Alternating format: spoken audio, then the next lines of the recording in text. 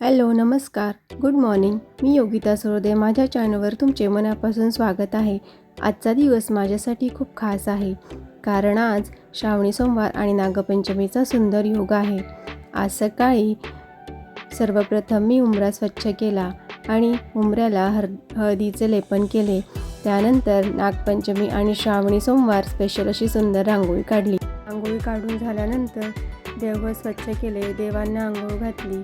ते धूप दीप ओवाळून देवपूजेला सुरुवात केली. हळद कुंकू अक्षता अर्पण केल्या, फुलं अर्पण शेवटी गणपतीची आरती म्हणून देवपूजा पूर्ण केली.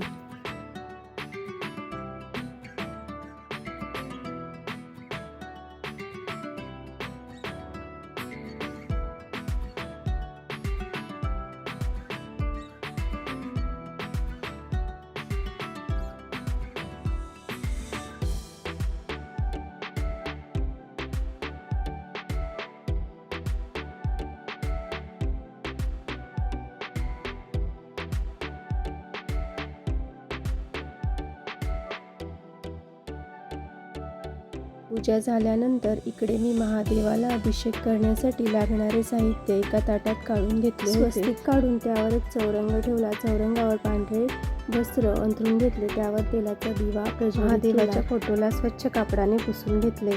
नंतर नाणे आणि सुपारीला दूध आणि पाण्याने अभिषेक केला. हळद कुंकू अक्षता फुलं अर्पण करून गूळ आणि खोबऱ्याचा नैवेद्य दाखवला.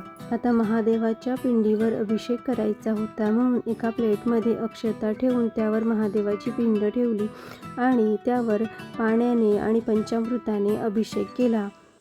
नंतर महादेवाची पिंडी पाण्याने स्वच्छ धुवून स्वच्छ कापडाने पुसून घेतले. मध्ये बेलाच्या पानावर ठेवली. भस्म लावून घेतले, ब्रह्मा विष्णू महेश म्हणून. नंतर अक्षता अर्पण केल्या. चंदन लावून घेतले. मग फुलं अर्पण केली.